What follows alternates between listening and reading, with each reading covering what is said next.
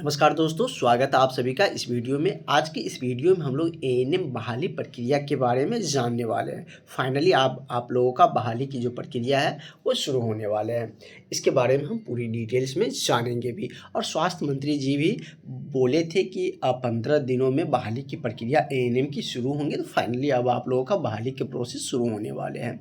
और जिस वजह से रुका हुआ था वो इन बहाली की प्रक्रिया जो इनका पदस्थापन चल रहे थे, इस वजह से जो विज्ञापन संख्या 5/2025 थी, तो इनका जो पदस्थापन की प्रक्रिया थी उनको डेट दिया गया था 2 मार्च तक, तो वो भी पूरा हो गया। तो इसके बाद अब आप लोग का ही बहाली का प्रोसेस शुरू होने वाले हैं। क्योंकि ये बहाली आप लोग से पहले आए थे तो इनका प्रोसेस भी पहले होना भी चाहिए। और वैसे भी स्वास्थ्य मंत्री जी पूरे एक्टिव है एएनएम की बहाली को लेकर।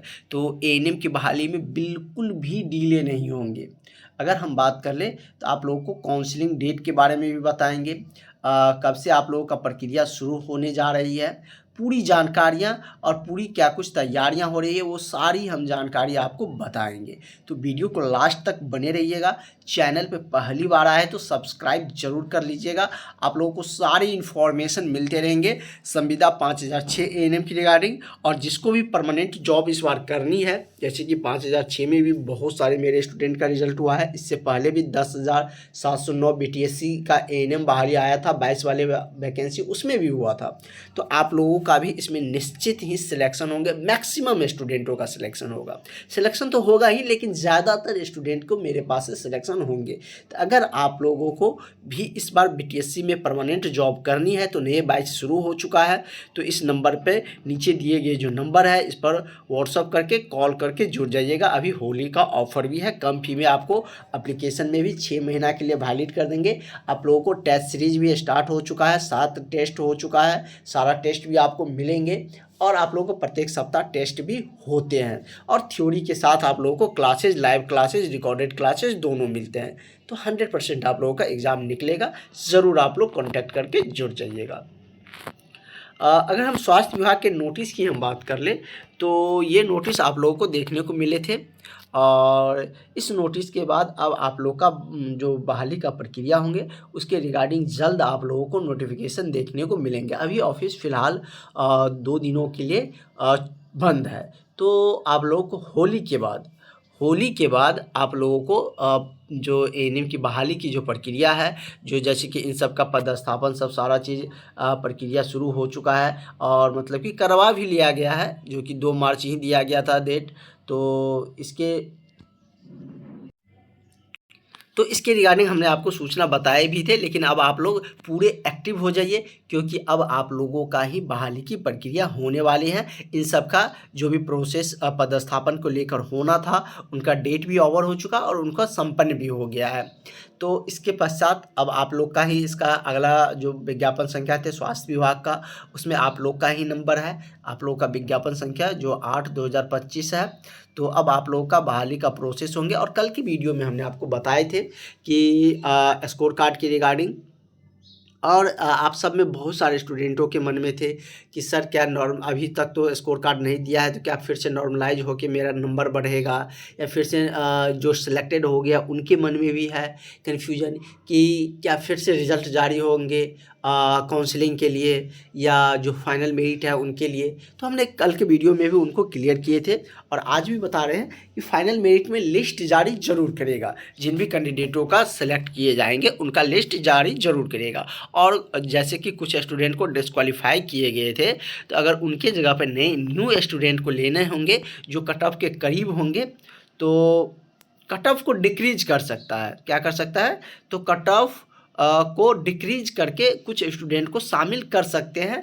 और उसमें आपको उसका अलग से लिस्ट देखने को मिलेंगे, ना कि फिर से रिज़ल्ट जारी होगा। रिज़ल्ट फिर से नहीं आएगा, उसी को डिक्रीज करके जो स्टूडेंट को लेना रहेगा। अगर शॉर्टेज हो गए होंगे, 5,000 से कम स्टूडेंट पूरा होगा, तो ज़रूर उसमें कुछ स्टूडेंट को शामिल किए जाएंगे। क्योंकि ये डाटा पब्लिश नहीं किया गया है कि कितने अभ्यर्थियों का डॉक्यूमेंट्स पूरी तरीके से सही नहीं था।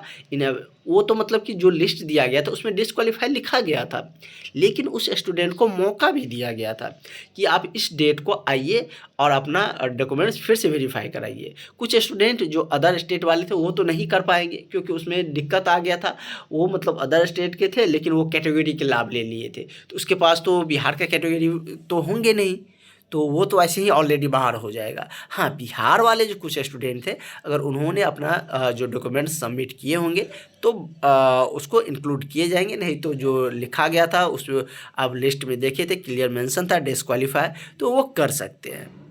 और रही बात कोरोना मार्क को लेकर कि सर कोरोना, आप लोग का ये भी कहना था कि कोरोना मार्क का अगर नंबर नहीं इंक्लूड हुआ है तो कट ऑफ तो डिक्रीज होना चाहिए, या क्योंकि अगर उनको इन्वॉल्व कर लिए गए होंगे तो नंबर तो ऑब्वियसली बढ़ेंगे। जैसे क्या किसी का नंबर मान के चलिए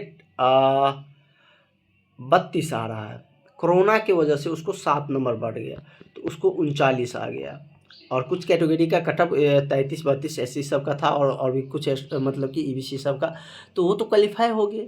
लेकिन अगर वो कोरोना वाले मार्क का सर्टिफिकेशन नहीं दे पाए, जो लिस्ट में स्टूडेंट का नाम दिया गया था जिससे आयोग सेटिस्फाइड नहीं थे उनके जो मार्क वाला जो सर्टिफिकेट थे उनसे, तो उनका मार्क तो ये वाला तो हटेगा, ये मार्क हटेगा तो ये फिर से कहाँ पे आ जाएगा, तो ये आपको फिर से आ जाएगा कहाँ पे, तो ये फिर से तो इतना नंबर पे आ जाएगा ना। तो इस स्थिति में भी वो चांसेस बनते हैं। वैसे अभी स्वास्थ्य विभाग इन सब चीज़ों को क्लियर नहीं किया है, हो सकता है हॉलीडेज सब है, इस वजह से धीरे धीरे आपको सारी जानकारियाँ मिलते रहेंगे, और इसकी सारी लेटेस्ट जो भी जानकारी है, जो भी लेटेस्ट जानकारी है वो आपको बीटीएससी के जो क्लास के ग्रुप है इसमें बहुत सारे स्टूडेंट ज्वाइन हैं, बहुत सारे स्टूडेंट ज्वाइन कर भी लिए हैं।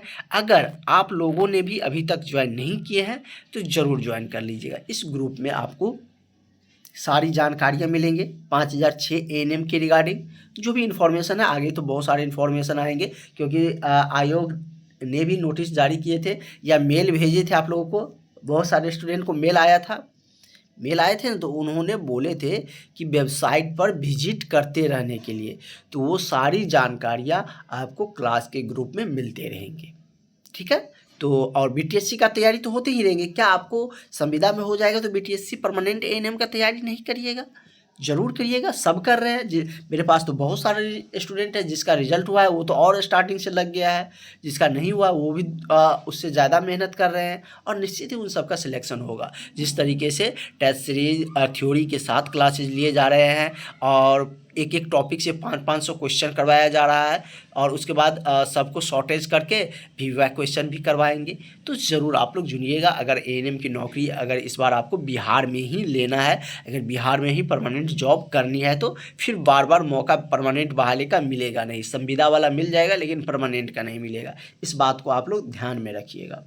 और अभी ऑफ़र है फ़िलहाल होली का, तो ज़रूर जुड़ जाइएगा।